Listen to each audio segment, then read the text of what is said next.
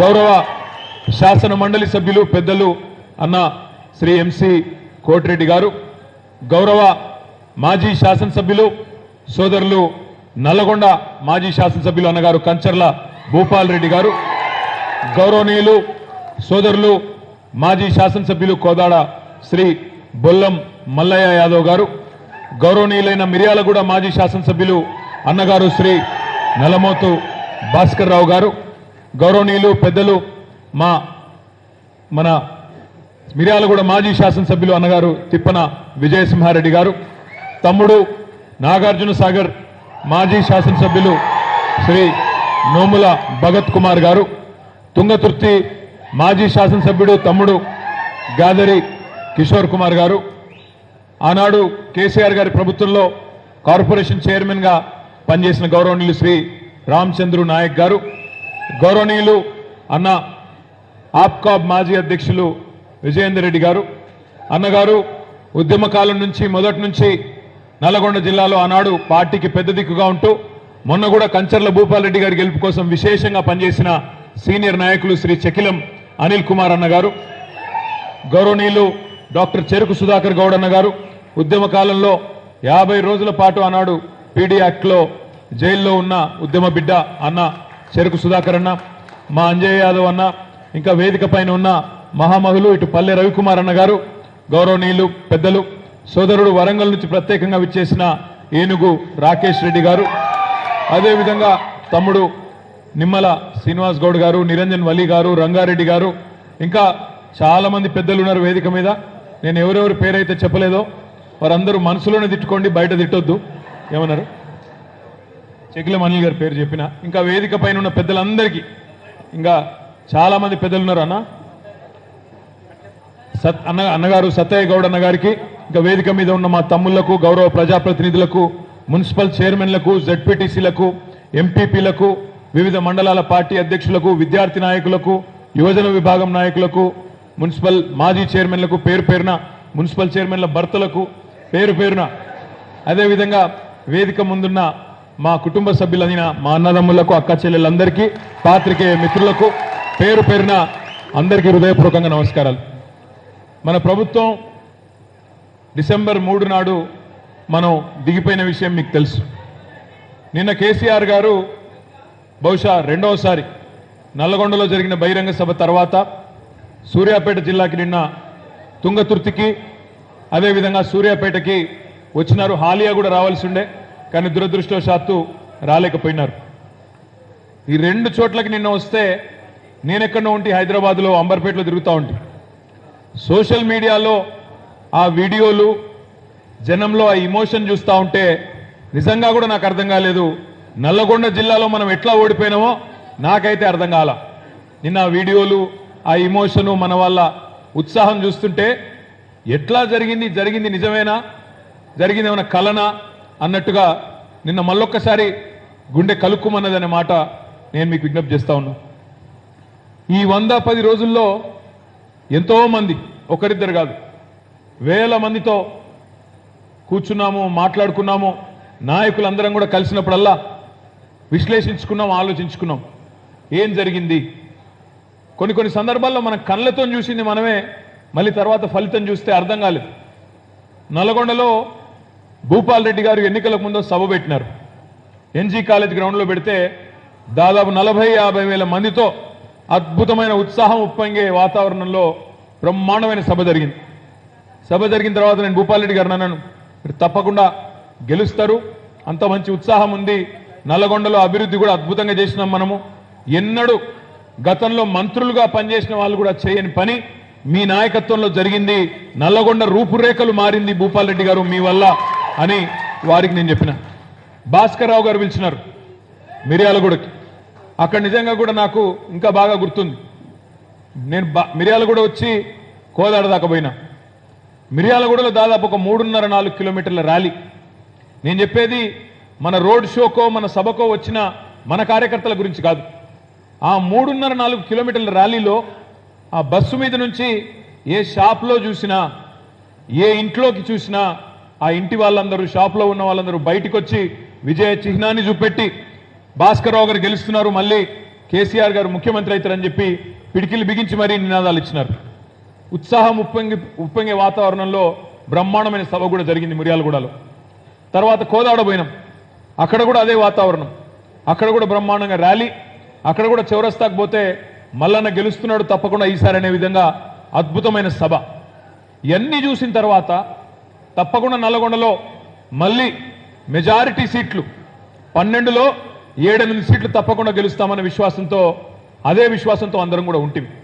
కానీ దురదృష్టం డిసెంబర్ 3 నాడు ఫలితాలు వచ్చినప్పుడు చూస్తే దానికి భిన్నంగా వచ్చినాయి. ఇవాళ నేను మీ అందరితో కూడా నేను ప్రార్థించేది ఒకటే, మిమ్మల్ని అందరినీ కోరేది కూడా ఒకటే. మనం తప్పకుండా పార్టీగా ఒక కుటుంబ సభ్యులుగా, పార్టీ కుటుంబ సభ్యులుగా, కేసీఆర్ గారి యొక్క బిడ్డలుగా మనందరం కూడా ఆత్మవిమర్శ చేసుకోవాల్సిన అవసరం ఉంది. మొన్న జరిగిన పొరపాట్లు మళ్ళీ పార్లమెంట్ ఎన్నికల్లో జరగకుండా చూసుకోవాల్సిన బాధ్యత కూడా మన మీదనే ఉన్నది అనే మాట నేను మీకు విజ్ఞప్తి చేస్తా ఉన్నా.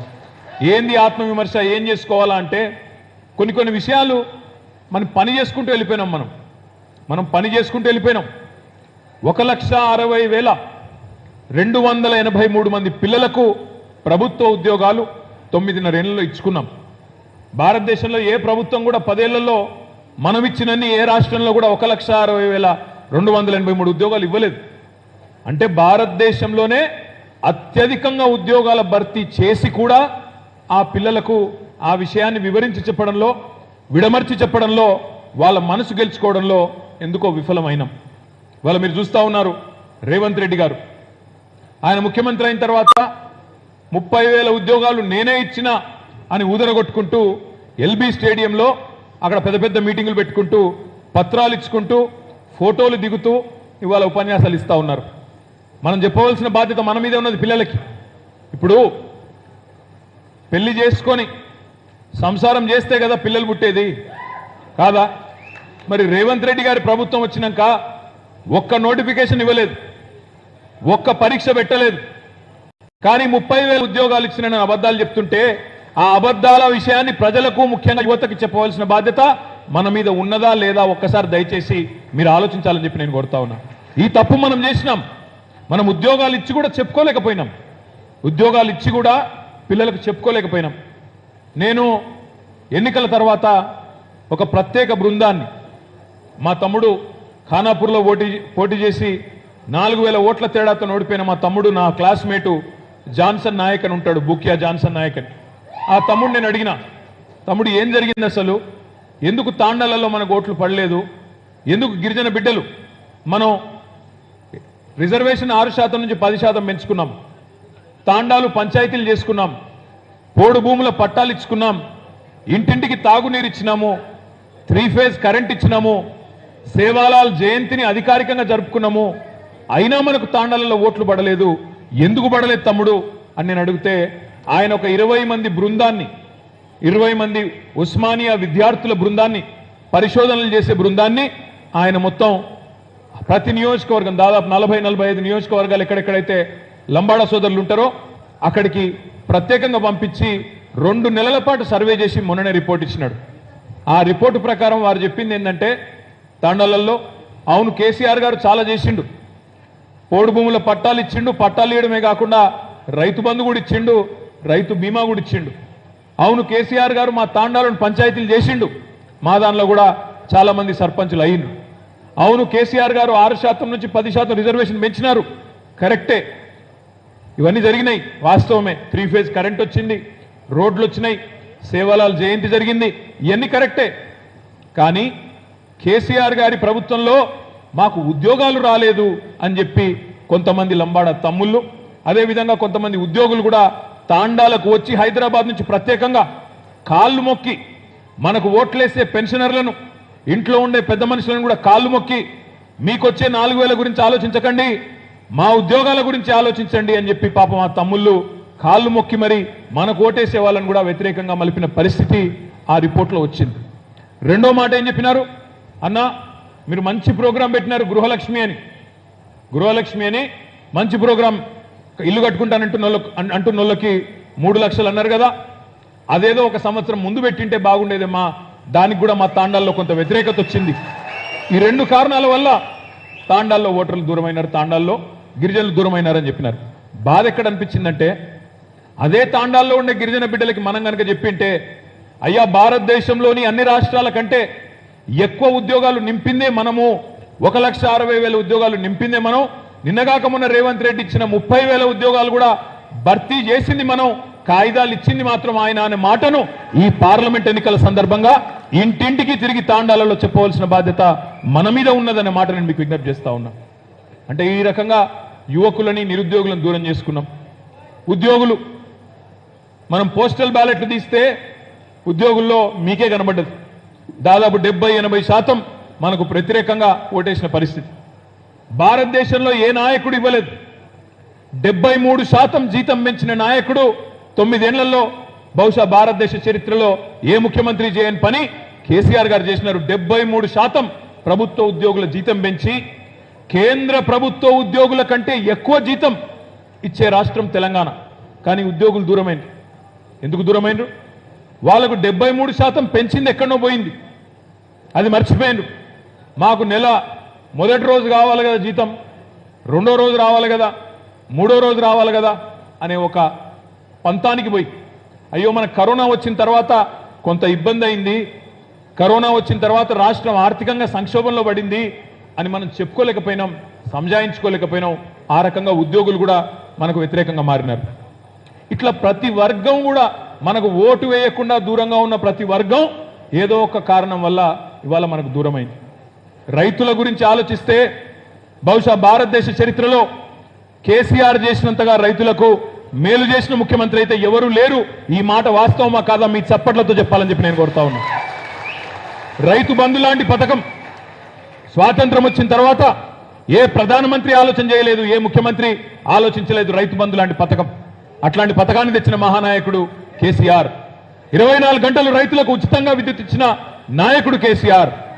అద్భుతంగా నల్లగొండ జిల్లాలో భారతదేశంలోనే తెలంగాణ వరి ధాన్యం ఉత్పత్తిలో నెంబర్ 1 అయితే అందులో నల్లగొండ ఉమ్మడి జిల్లా మొత్తం తెలంగాణలోనే నెంబర్ 1 జిల్లాగా మార్చిన నాయకుడు కేసీఆర్. ఎన్నడూ కూడా నీళ్లందని టైలెండ్ ప్రాంతాలకు నాగార్జున సాగర్ ప్రాజెక్టు కింద నీళ్లిచ్చిన నాయకుడు కేసీఆర్. కోదాడ, తుంగతుర్తి, సూర్యాపేటలో గోదావరి జలాలను చివరి గ్రామం దాకా తీసుకొచ్చిన నాయకుడు కాళేశ్వరం ద్వారా కేసీఆర్. కానీ ఆ రైతులు కూడా మనకు మద్దతు పలకలేదు. ఎందుకు? చిన్న చిన్న కారణాలు. ఏం కారణాలు అవి? మా ఊర్లో ఉండే పెద్ద రైతుకు 25 ఎకరాలు ఉండే రైతుకో రైతు బంధు వస్తున్నది, ఆయనకెందుకు ఇస్తున్నారు, నాకెందుకు ఇస్తలేరు అని కొంతమంది. ఆ కొనుగోలు కేంద్రాలలో తాళు తీసేస్తున్నారు, కొనుగోలు కేంద్రాల్లో కొంటున్నారు, ఊరూరికి కొనుగోలు కేంద్రాలు పెట్టి డబ్బులు ఇచ్చేది ఎక్కడో పోయింది. కానీ మాకు కొంత కటింగ్ అవుతున్నది, ఆ కటింగ్ వల్ల నష్టం అవుతుందని చెప్పి కొంతమంది, దానికి వ్యతిరేకంగా కొంతమంది. ఈ రకంగా చిన్న చిన్న కారణాలు మనం సరిగా చెప్పకపోవడం వల్ల, మనం సరిగా చెప్పుకోకపోవడం వల్ల, వాళ్ళకు సంజాయించుకోకపోవడం వల్ల కొంత నష్టం జరిగింది. అదేవిధంగా మనం చెప్పుకోలేదు. కాంగ్రెస్ వాళ్ళ దౌర్భాగ్యపు చరిత్ర మీకు తెలుసు. ఈ జిల్లాలో, నల్లగొండ జిల్లాలో కాంగ్రెస్ గతంలో ప్రభుత్వంలో ఉన్నప్పుడు పాపాన్ని పెంచినట్టు ఫ్లోరోసిస్ అనే భూతాన్ని పెంచి ఈ జిల్లాలో 1,50,000 మంది బిడ్డల్ని జీవోత్సవాలుగా మారిస్తే ఆ భూతాన్ని తరిమి కొట్టింది కేసీఆర్. అందుకే ఆయన కోటేయాలన్న మాట మనం చెప్పుకోలేదు. మిషన్ భగీరథ గురించి గొప్పగా చెప్పుకోలేదు, మనం గట్టిగా చెప్పుకోలేదు. కాంగ్రెస్ వాళ్ళు చేసిన ద్రోహాన్ని ప్రజలు 10 ఏళ్లలో మర్చిపోయినా మనం వారికి గుర్తు చేయడంలో ఫెయిల్ అయినాం. అదేవిధంగా కాంగ్రెస్ వాళ్ళు ఈ జిల్లాలో తాము అధికారంలో ఉన్నప్పుడు వాళ్ళ ఆకారాలు పెరిగినాయి తప్ప ఒక్కటంటే ఒక్క మెడికల్ కాలేజ్ ఇయ్యలే. కానీ కేసీఆర్ 10 ఏళ్లలోనే 3 మెడికల్ కాలేజీలు ఇచ్చిన విషయాన్ని కూడా చెప్పడంలో మనమే విఫలమైనం. సూర్యాపేటలో, నల్లగొండలో, యాదాద్రిలో 3 మెడికల్ కాలేజీలు ఇచ్చిండు కేసీఆర్. 56 ఏళ్లలో ఒక్క మెడికల్ కాలేజీ ఇయ్యలేదు కాంగ్రెస్ అని చెప్పడంలో మనం ఫెయిల్ అయినాం. గురుకుల పాఠశాలలు 1000 గురుకుల పాఠశాలలు పెట్టి ఎస్సీ, ఎస్టీ, బీసీ, మైనారిటీ పిల్లలకు అద్భుతంగా చదువు చెప్పిండు కేసీఆర్. 20 లక్షల మంది, 20 లక్షల స్కాలర్షిప్ ఇచ్చి విదేశాలకు పంపిండు కేసీఆర్ అనే మాట విద్యార్థుల తల్లిదండ్రులకు కానీ విద్యార్థులకు కానీ చెప్పడంలో మనం ఫెయిల్ అయింది మన నాయకుడు కాదు, తప్పు ప్రజలది కాదు. తప్పు ఎవరిది అంటే తప్పకుండా మనదే. నాయకులు ఇక్కడ కూర్చున్న నాయకులు, ఇక్కడ కూర్చున్న నాయకులు, తప్పు మనది తప్ప తప్పు ప్రజలది కాదు, తప్పు కేసీఆర్ది కాదు. కేసీఆర్ మనల్ని నమ్ముకున్నాడు, కేసీఆర్ మనల్ని నమ్ముకున్నాడు. మా వాళ్ళు ఉన్నారులే, చూసుకుంటారులే, బ్రహ్మాండంగా గెలిపించుకొస్తారులే అని కేసీఆర్ గారు అనుకున్నారు. ప్రజలు పాపం అవతల వాళ్ళు చెప్పే అబద్ధాలకు వాళ్ళు మోసపోయినారు. పెద్దలు ఎప్పుడో చెప్పినారు మన వాళ్ళు, నిజం కడప దాటే లోపల అబద్ధం ఊరంతా తిరిగి వస్తుంది. ఇవాళ వాస్తవం ఏంది? 10 ఏళ్ల నిజం ముందు ఈ 100 రోజుల అబద్ధం ఇయ్యాల కనబడుతున్నది ప్రజలకు అనే మాట నేను మీకు విజ్ఞప్తి చేస్తా ఉన్నా. ఇవాళ ఏ ఊరికి మన నాయకులు పోయినా ప్రజలు అంటున్నారు, అయ్యో మేము ఇట్లా అవుతుంది అనుకోలేదు సార్, మేము ఇట్లా అవుతుంది అనుకోలే, కేసీఆర్ ముఖ్యమంత్రిగా ఉండడం మేము అనుకోలే, ఇంత మోసం జరుగుతుంది అనుకోలేదు అనే మాట ఇవాళ ప్రజలు బాధపడుతూ రైతులు కానీ ప్రజలు కానీ చెప్తా ఉన్నారు. మొన్న ఒక వీడియో వచ్చింది సోషల్ మీడియాలో. మల్లయ్య గారు అనే రైతు, మూషంపల్లి పక్కనే ఉంటుంది ఇక్కడనే. ఆ మల్లయ్య అనే రైతు మాట్లాడితే నా కళ్ళకి నీళ్ళు వచ్చినాయి. ఆయన అంటున్నాడు, ఇగో సారు కేసీఆర్ సారు, నువ్వు మళ్ళా రావాలి, నువ్వు ఉన్నప్పుడే మేము మంచిగా బతికినాం, నువ్వు మళ్ళా రావాలి సారు అని చెప్పి ఆ మల్లయ్య గారు మాట్లాడుతుంటే చూసిన ప్రతి ఒక్కరికి, మనిషి అనే ప్రతి ఒక్కరికి గుండె ఎక్కడ కలుక్కుమన్న మాట వాస్తవం అనే మాట కూడా ఈ సందర్భంగా నేను మీకు విజ్ఞప్తి చేస్తా ఉన్నా.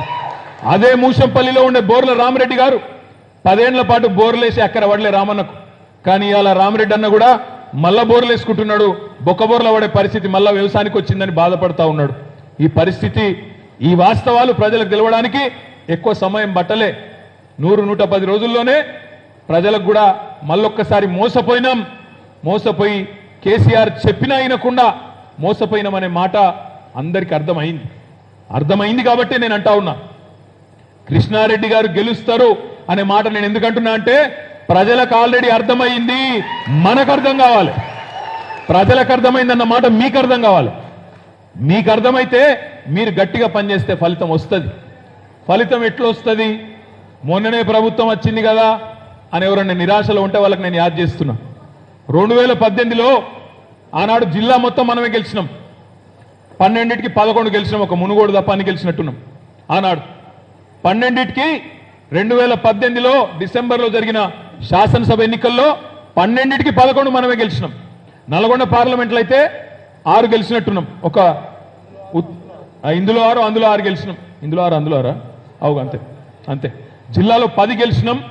ఈ పార్లమెంట్లో 6 సీట్లు గెలిచినాం, ఆ పార్లమెంట్లో 6 సీట్లు గెలిచినాం. కానీ పార్లమెంట్ ఎన్నికల్లో ఏం జరిగింది? నల్గొండ పార్లమెంట్ ఓడిపోయినాం, భువనగిరి పార్లమెంట్ కూడా 5,000 ఓట్లతో ఓడిపోయినాం. మరి 5 ఏళ్ల కిందట 10 సీట్లు గెలిచిన మనం జిల్లాలో 2 పార్లమెంట్లు సీట్లు ఓడిపోతే, మరి వాళ్ళ నేను అడుగుతున్నా, 11 సీట్లు గెలిచిన కాంగ్రెస్ పార్టీ దాన్ని మనం ఎందుకు 2 పార్లమెంట్లలో కొట్టొద్దు, ఎందుకు ఓడగొట్టొద్దు ఆలోచించమని చెప్పి నేను కోరుతా ఉన్నా.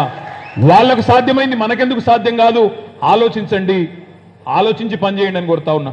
టైం ఉంది, తొందరేం లేదు. ఇవాళ ఏప్రిల్ 1. ఇంకో మాటలు చెప్పాలంటే దీన్ని అచ్చే దిన్ దివస్ అని కూడా అంటారు. ఎందుకంటే అచ్చే దిన్ అని చెప్పి మోసం చేసిన ఆయన ఒక పెద్ద మనిషి ఉన్నాడు. అందుకే ఇవాళ రేపు దీన్ని ఏప్రిల్ ఫూల్స్ డే అంటలేరు, ఏప్రిల్ 1ని అచ్చే దినం అంటారు దీన్ని. అట్లాంటి ఒక పెద్ద మనిషి, ఇంకోవైపు 100 రోజుల అబద్ధం ఈ కాంగ్రెస్ పార్టీ ప్రభుత్వం, ఈ రెండింటినీ ఇవాళ ప్రజలు సునిశ్చితంగా చూస్తా ఉన్నారు, జాగ్రత్తగా చూస్తున్నారు. ప్రజలేం మర్చిపోలేదు. రేవంత్ రెడ్డి గారు ముఖ్యమంత్రి అయినాడు ఏం చెప్పిండు? మీరు డిసెంబర్ 9 నాడు నేను వస్తున్నా, ఉరకండి, మీరు బ్యాంకుకి ఉరుకులు పరుగుల మీద పోయి లోన్ తీసుకోనోళ్ళుంటే తెచ్చుకోండి, 2 లక్షల రుణమాఫీ నేను చేస్తా డిసెంబర్ 9కి అని మనం అడగలేదు, ఆయననే చెప్పిండు. మరి వాళ్ళ డిసెంబర్ 9 పోయింది, జనవరి 9 పోయింది, ఫిబ్రవరి 9 పోయింది, మార్చి 9 పోయింది. ఇంకో వారం రోజుల్లో ఏప్రిల్ 9 వస్తున్నది. రైతులను అడుగుదాం మనం, అయ్యా మేము అడగలేదు, డిసెంబర్ 9 చెయ్యి అని మెడ మీద కత్తి పెట్టలేదు. రేవంత్ రెడ్డి గారే చెప్పిండ్రు 2 లక్షల రుణమాఫీ చేస్తా అన్నాడు. కానీ ఇలా ఏం జరుగుతున్నది? రైతుల్లో ఏం చర్చ జరుగుతున్నది? అవే బ్యాంకులు రుణమాఫీ జరగలేదని చెప్పి, లోను కట్టలేదని చెప్పి నోటీసులు పంపుతున్నారు, ఆస్తులు జప్తు చేస్తామని చెప్పి ఇవాళ బెదిరించే పరిస్థితి వచ్చింది. అందుకే నేను అంటా ఉన్నా, నల్లగొండ పార్లమెంటు పరిధిలోని రైతన్నలకు నేను విజ్ఞప్తి చేస్తా ఉన్నా, డిసెంబర్ 9 నాడు 2 లక్షల రుణమాఫీ జరిగిన వాళ్ళందరూ, 2 లక్షల రుణమాఫీ పొందిన వాళ్ళందరూ కాంగ్రెస్ పార్టీ కోటేయండి, మిగతా వాళ్ళందరూ కంచర్ల కృష్ణారెడ్డి గారు కోటేయండి అని నేను విజ్ఞప్తి చేస్తా ఉన్నా. మోసపోయిన వాళ్ళు మా కోటేయండి, నిజంగా రుణమాఫీ అయిన వాళ్ళు కాంగ్రెస్ కోటేసుకోండి.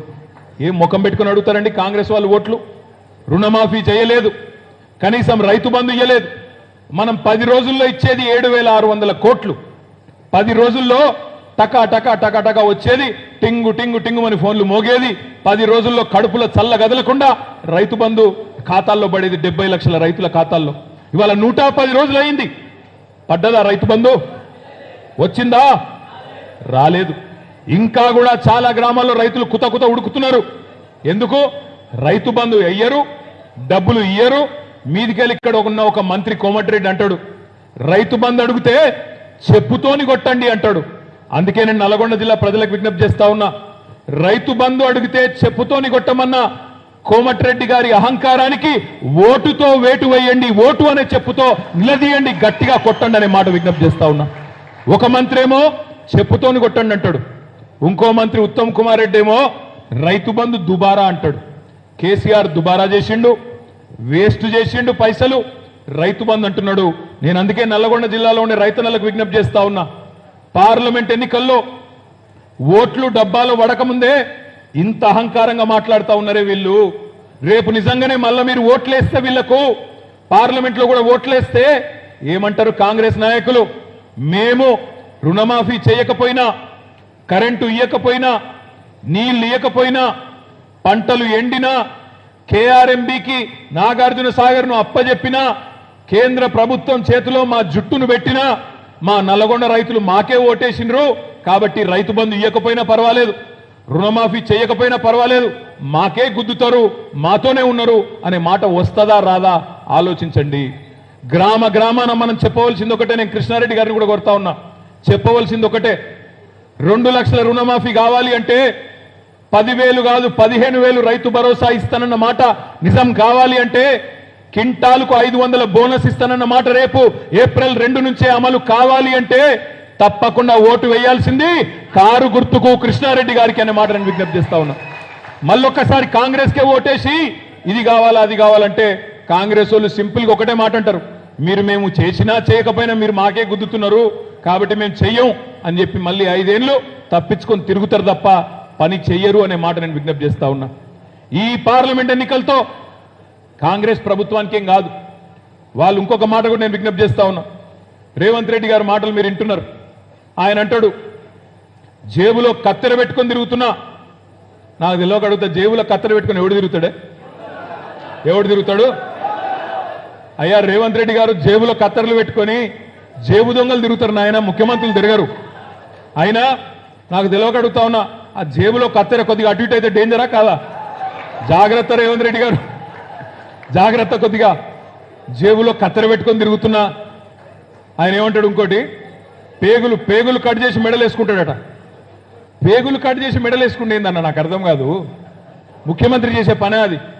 బోటి కొట్టేటోడు చేస్తాడు ఆ పని, ముఖ్యమంత్రి చేస్తాడా? మెడలో పేగులు వేసుకొని తిరగడం. ఇంకొక మాట అంటున్నాడు రేవంత్ రెడ్డి గారు, నేను లంకె బిందెలు ఉంటాయనుకొని వచ్చినా, ఇక్కడ ఖాళీ కుండలు ఉన్నాయి అంటున్నాడు. లంకె బిందెల కోసం గడ్డపారలు పట్టుకొని తట్టపారలు పట్టుకొని నెత్తి మీద తువ్వాల కప్పుకొని అర్ధరాత్రి ఎవరు తిరుగుతారన్నా? ఇక మరి ఈయన ఏం చేస్తున్నానో ఇదివరకు నాకు తెలియదు. కానీ నేను అనేదల్లా ఒకటే, ముఖ్యమంత్రులు చేయాల్సిన పని ఇది కాదు. అయ్యా రేవంత్ రెడ్డి గారు, మానవ బాంబులైతాం, ప్రభుత్వాన్ని పడగొట్టే ప్రయత్నం చేస్తే నా కొడకల్లారా అంటున్నావు. నీ ప్రభుత్వాన్ని పడగొట్టాలన్న ఆలోచన మాకేమీ లేదు. డేంజరు మాతో లేదు, టీఆర్ఎస్తో లేదు, నీకు బీఆర్ఎస్తో లేదు. డేంజరు ఇక్కడున్న నల్గొండ బాంబుతోని అక్కడున్న ఖమ్మం బాంబుతోనే ఉంది, మాతోనేం డేంజర్ లేదు నీకు.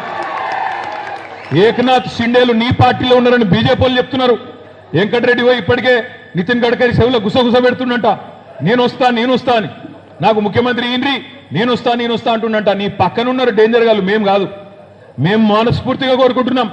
నేను స్పష్టంగా చెప్తా ఉన్నా ఈ వేదిక ద్వారా, రేవంత్ రెడ్డి గారు మీరు 5 ఏళ్ళు ఉండాలి ముఖ్యమంత్రిగా, 5 ఏళ్ళు ఉండు.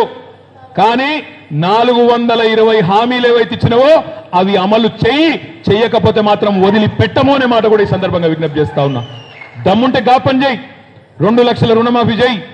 ఆడబిడ్డలకు చెప్పినావు 2,500 రూపాయలు ఇస్తా అని చెప్పినావు. 18 ఏళ్లు నిండిన ఆడబిడ్డలందరికీ ఇస్తా అన్నావు.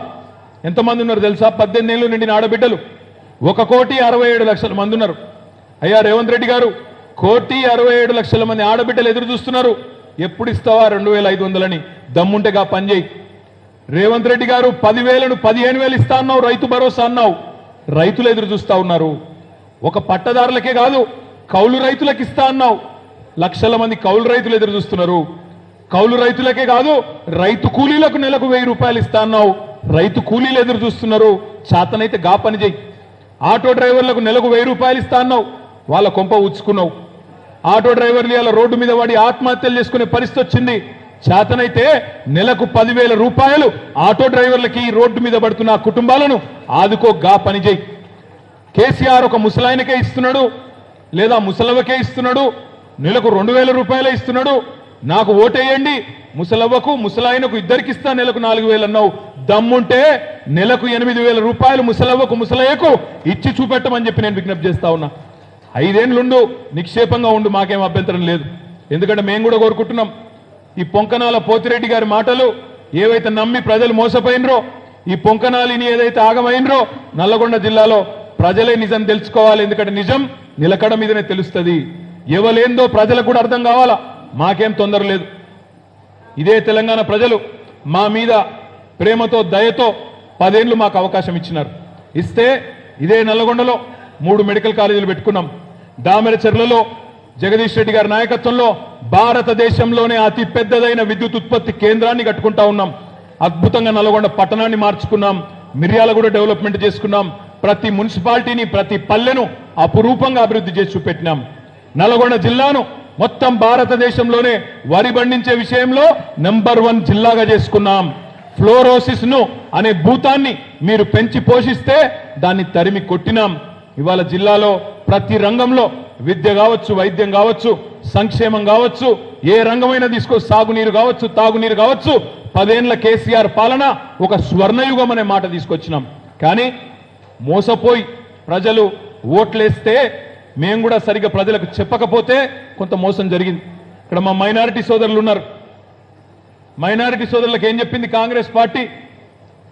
బీఆర్ఎస్ బీజేపీ ఒకటే, వీళ్ళంతా ఒకటే, బీజేపీకి బి టీము బీఆర్ఎస్ అని ఎన్నికలకు ముందు అడ్డగోలుగా రాహుల్ గాంధీ నుంచి మొదలు పెడితే రేవంత్ రెడ్డి దాకా మాట్లాడింది. మరి ఇవాళ ఏం జరుగుతున్నది దేశంలో? రాహుల్ గాంధీ గారేమో అక్కడ మాట్లాడతాడు ఢిల్లీలో, చౌకీదార్ చోర్ హై అంటాడు. చౌకీదార్ అంటే ఎవరు? రాహుల్ గాంధీ ఏమో మోడీ దొంగ అంటాడు. నేను అంటలేను, రాహుల్ గాంధీ అంటున్నాడు చౌకీదార్ చోర్ హై అంటాడు. రేవంత్ రెడ్డి ఏమంటున్నాడు? హమారే బడే బాయి హై, చోర్ నహీ హై, హమారే బడే బాయి హై. నా పెద్దన్న మోడీ అని ఇక్కడ రేవంత్ రెడ్డి అంటాడు. రాహుల్ గాంధీ ఏమో అదానీ ఫ్రాడ్ హై అంటాడు. అదానీ అంటాడు ఫ్రాడ్, దొంగ అంటాడు. రేవంత్ రెడ్డి ఏమంటున్నాడు? అదానీ ఫ్రాడ్ నయ్యే, అదానీ హమారే ఫ్రెండ్ హై. నా దోస్తు అదానీ, అందుకే నేను దావోస్ పోయి అలై బలై చేసుకుంటాను రేవంత్ రెడ్డి అంటున్నాడు. రాహుల్ గాంధీ గారేమో ఢిల్లీలో లిక్కర్ స్కామ్ లేదు, ఏమి లేదు, అరవింద్ కేజ్రీవాల్ని అరెస్ట్ చేసుడు అన్యాయం అని రాహుల్ గాంధీ గారు నిన్న మీటింగ్ పెడతాడు. ఇక్కడనేమో రేవంత్ రెడ్డి కాంగ్రెస్ వాళ్ళేమో లిక్కర్ స్కామ్ అయింది, అందులో కవితమ్మ అరెస్టు కరెక్టే అని వీళ్ళు మాట్లాడతారు. 4వ మాట, అన్నిటికన్నా ముఖ్యమైన మాట, రాహుల్ గాంధీ గారేమో ఢిల్లీలో గుజరాత్ మోడల్, ఫేక్ మోడల్, యుద్ధ మోడల్, గోల్మాల్ మోడల్ అని రాహుల్ గాంధీ అంటాడు. ఇక్కడ రేవంత్ రెడ్డి గారు ఏమంటున్నాడు? లేదు లేదు లేదు, తెలంగాణను గుజరాత్ మోడల్లో తీసుకుపోతా అని ఈయన అంటున్నాడు. నాకు తెలియక అడుగుతున్న మిత్రులారా, అసలు ఈయన ఎవరి కోసం పనిచేస్తున్నాడు? రేవంత్ రెడ్డి మోడీ కోసం పనిచేస్తుండా, రాహుల్ గాంధీ కోసం పనిచేస్తుండా? మీరు ఆలోచించండి. ఇక్కడ ఉండే మైనారిటీ సోదరులకు నేను విజ్ఞప్తి చేస్తా ఉన్నా, యాది పెట్టుకోండి, రాసి పెట్టుకోండి. పార్లమెంట్ ఎన్నికల తర్వాత మీరు ఒక్క ఓటు బీజేపీకి వేసినా, ఒక్క ఓటు కాంగ్రెస్కి వేసినా పోయేది బీజేపీకే. పార్లమెంట్ ఎన్నికల తర్వాత ఈ రాష్ట్రంలో జరగబోయే రాజకీయ పరిణామాల్లో నంబర్ 1 పరిణామం ఏంటంటే ఇదే ముఖ్యమంత్రి. ఎందుకంటే కాంగ్రెస్ దేశంలో గెలిచే పరిస్థితి ఎట్లాగూ లేదు. మీకు తెలుసు, నాకు తెలుసు, ఆ కాంగ్రెస్లతో అంటగాగుతున్న వాళ్ళకు కూడా తెలుసు. 40 సీట్ల కంటే ఎక్కువ భారతదేశం మొత్తంలో కాంగ్రెస్ పార్టీకి రావు అని చెప్పి అలా మమతా బెనర్జీ గారే చెప్తా ఉన్నారు. కాబట్టి నేను అంటా ఉన్నా, పార్లమెంట్ ఎన్నికల తర్వాత శరణు కోసం, షెల్టర్ కోసం, భవిష్యత్తు కోసం, కేసుల నుంచి బయటపడడం కోసం మొట్టమొదటి వ్యక్తి కాంగ్రెస్ లోంచి బీజేపీలకు జంపు చేసే మొట్టమొదటి వ్యక్తి ఈ రేవంత్ రెడ్డి గారే అవుతారు. గుర్తుపెట్టుకోండి అనే మాట కూడా నేను విజ్ఞప్తి చేస్తా ఉన్నా.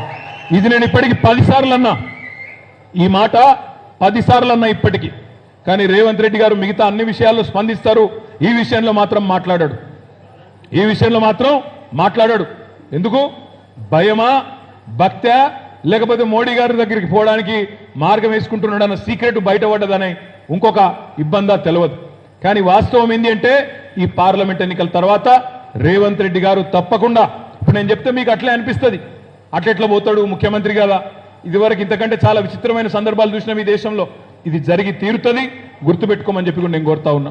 ఇంకొక మాట ఆఖరికి నేను చేసే విజ్ఞప్తి, వాళ్ళు ఆనాడు 2018లో 10 సీట్లు మనం గెలిచినా 2 వాళ్ళు పార్లమెంట్ గెలవగలిగినారు. మనకు కూడా ఆ విశ్వాసం ఉండాలి, ప్రజల దగ్గరికి పోయేటప్పుడు ఆ ఆత్మవిశ్వాసంతోనే పోవాలి. తప్పకుండా కృష్ణారెడ్డి గారు లాంటి మంచి నాయకుడిని, పార్టీకి కష్టకాలంలో ముందుకొచ్చి ఇవాళ నిల్చున్న ఈ చక్కటి నాయకుడిని గెలిపించుకోవాల్సిన బాధ్యత మనందరి మీద కూడా ఉన్నది. కృష్ణారెడ్డి గారు మీరు ఎక్కడికి రమ్మన్నా, రాబోయే 40-50 రోజుల్లో ఏ మండలానికి రమ్మన్నా, ఎక్కడ పాదయాత్ర చేయమన్నా, ఎక్కడికి వచ్చి ప్రచారం చేయమన్నా మీకోసం పార్టీలోని అందరం కూడా వస్తాం, కార్యకర్తలు అందరం కూడా కష్టపడతామనే మాట కూడా విజ్ఞప్తి చేస్తూ జై తెలంగాణ.